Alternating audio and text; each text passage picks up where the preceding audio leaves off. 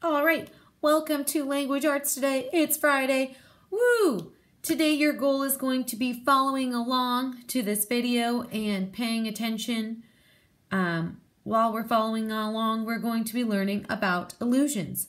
Make sure you have your notebook and pencil out, your headphones are in, and you're taking notes. A friendly reminder, you can 100% pause this video to take notes on anything you need. If you need to hear it for a second time or a third time or a fifth time, who knows? Pause the video and go back. You can do that. That's why it's on a video. Take advantage. So today, journalists, you're going to think about how you can insert allusions into your own writing to create images in your readers' heads. Why are you doing this? As writers, we use allusions to show the relevance of what we are talking about. If you can connect your ideas to something relevant and popular, it's going to help draw your reader in. If you can connect what you're talking about to, per se, I don't know, Drake, people are going to be like, I love Drake. Let's learn about this. That's how we connect our readers and make them want to read on. So we are going to see how we can do this. To be thinking about this, the first thing we want to do is make sure we have a clear understanding of what an allusion is.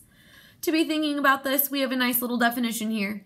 An allusion is when a writer refers to or makes an association to a person, place, thing, book, movie, character, or event that is relevant in society and then connects it to their writing or ideas. I'm going to give you guys a second to write this down or put this in your own words so you will remember it more.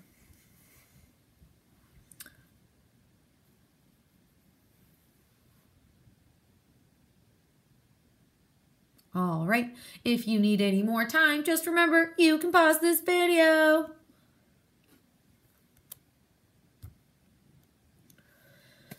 I'm going to run you guys through some examples of allusions and how I came up with these so that way you can see how they work.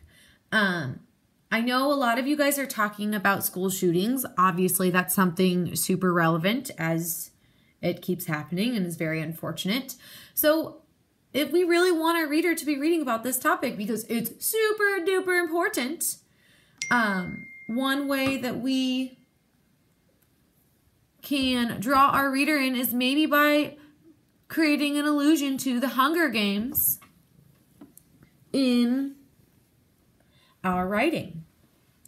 So in this example, we have the question Americans must ask themselves and answer honestly is, do we want our students to resemble the professional tributes from Panem's District 1 who are born and bred to kill for survival? Or do we want our students to be citizens of District 13, raised in a democratic environment? So when we're thinking about this, we're drawing this comparison to the idea that there are two very different worlds in the Hunger Games. And we're questioning, like, do we want kids to grow up terrified because that's the environment we're creating in our schools right now? Or do we want to maybe make some changes so that this stops happening and we are more of a true democratic environment? This is something that's really going to get your readers thinking. Let's look at another example. Example number 2. Bullying. I know this is something quite a few of you are writing about as well. You could make an allusion to Rosa Parks because she is awesome. An example of how you might be able to do this is when an incident of bullying erupts in the school hallways, will students be bystanders or will they rise to the occasion and find their inner Rosa Parks? This is implying that Rosa Parks is awesome, and we all know she is because she changed a lot of things for people. When we think about bullying, are people going to make the change that we want to see around this issue? Again, this is drawing our reader in because everyone wants to be like Rosa Parks. Absolutely. Example number 3. We could be thinking about maybe college preparedness. This one might be a little bit older, but if you are Miss Ritchie, 100% relevant. Love Wizard of Oz and the Yellow Brick Road. So here we go. College-bound students take honors classes, sign up for extracurricular activities, and seek out leadership opportunities as if this is the only way to be noticed by college admission officers. But will this yellow brick road lead to the college of their dreams, or to an emerald city that does not live up to its promises? If you guys know the song, follow, follow, follow, follow, follow the yellow brick road, that's what this is referring to. If you do not, Google it. Number 4. I made an allusion to The Incredibles because I love them, and in all honesty, my roommate quotes this scene rather often. I think it's really funny. Hopefully you guys remember this from The Incredibles. I know you guys all like this movie. So I'm talking about school uniforms and how school uniforms make school safer. So students, like Mr. Incredible, want to wear eye-catching and distracting accessories, but the wise know that Edna is correct. They risk their cape getting caught in a jet like Thunderhead. Students should follow school uniform policies so they are protected and safe like Mr. Incredible. And now that you have seen all of these examples, I'm going to show you the one that I came up with for my own writing. Here it is. I've read this lovely introduction to you guys before. As you can see, have crossed some things out and made a couple of changes.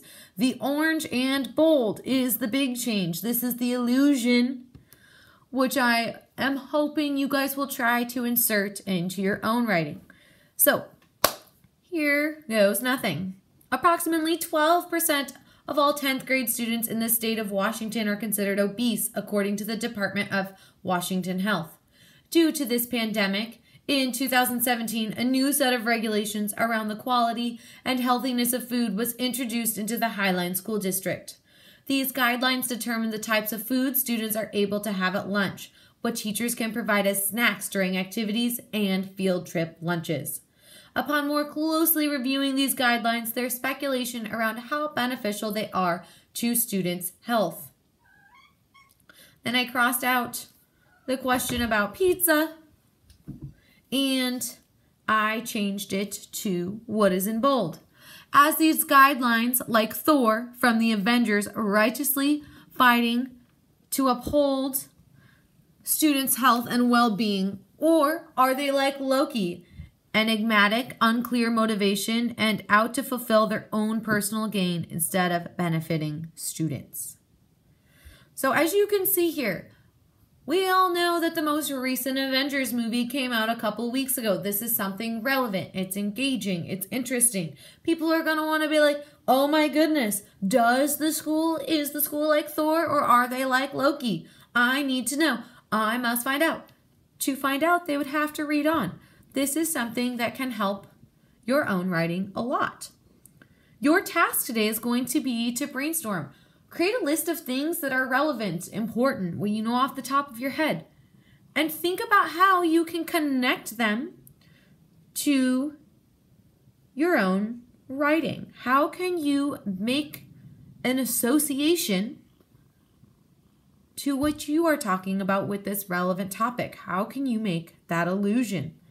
If you get stuck and feel like this is not something that you are able to do today, I know that I am out, but I'm still expecting you to work hard and be extremely focused.